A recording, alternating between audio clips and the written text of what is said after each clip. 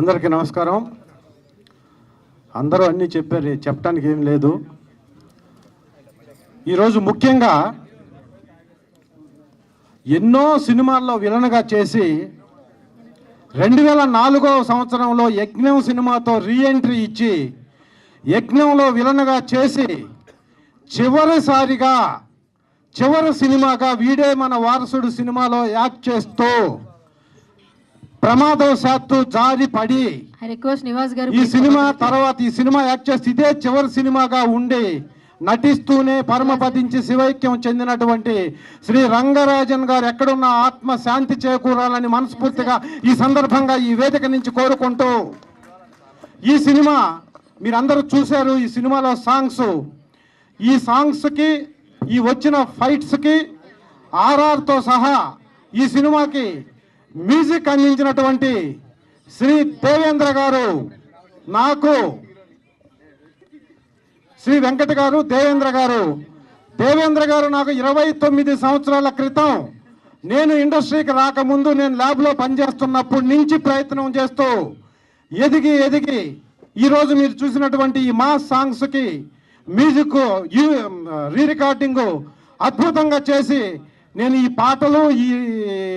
Trailer ఇప్పుడే చూశాను.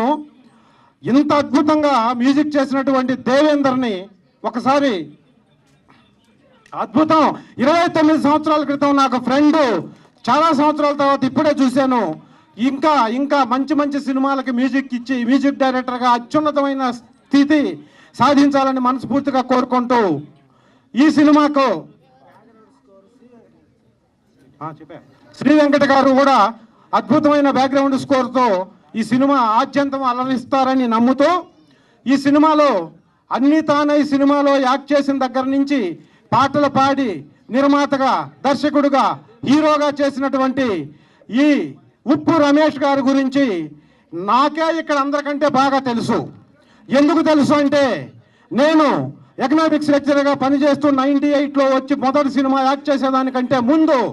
కందుకూరు అనే ఊరు, కందుకూరు అనే గ్రామం, కందుకూరు అనే మున్సిపాలిటీ ఇప్పుడు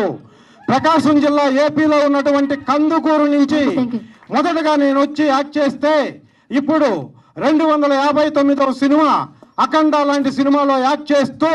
28 సంవత్సరాలుగా మాలాంటి వాళ్ళ వల్ల కాని ఒక అద్భుతమైన పని. అది ఏంటంటే, ఒక సినిమా అన్నీ తానై చేయటం. సినిమా నిర్మాతగా చేయొచ్చు, దర్శకుడిగా చేయొచ్చు, హీరోగా చేయొచ్చు, పాటలు రాయొచ్చు, మ్యూజిక్ చేయొచ్చు, ఫైట్స్ చేయొచ్చు, ఏదైనా చేయొచ్చు. కానీ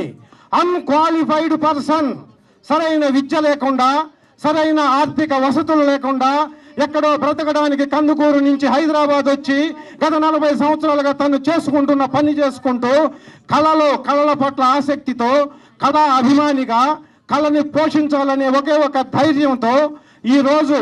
పెడితే డబ్బులు వస్తాయో రాదో తెలియని పరిస్థితిలో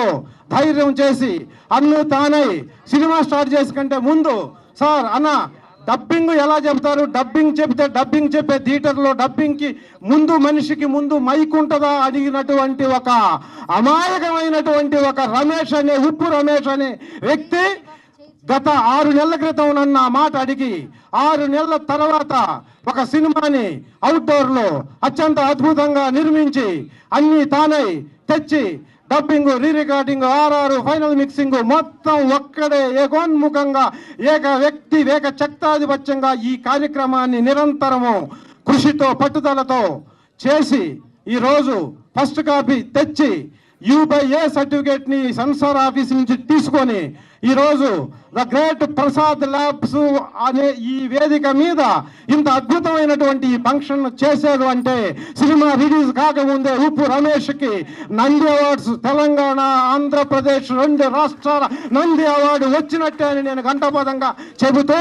సినిమాకి డబ్బులు వచ్చినా రాకపోయినా సినిమాని థియేటర్లో రిలీజ్ చేస్తే,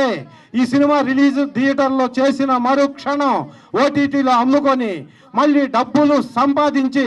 డబ్బులు నాకు అవసరం లేదని కళామ తల్లిని నమ్ముకొని వచ్చిన ప్రతి వాళ్ళకి డబ్బులు వచ్చాయి. ఈ సినిమాకి కూడా డబ్బులు వస్తాయని మనస వాచ కర్మేణ సర్వద సతత సహస్రద నమ్ముతూ ఈ సినిమాను అద్భుతమైన థియేటర్లో రిలీజ్ చేస్తాడని మనస్ఫూర్తిగా నమ్ముతూ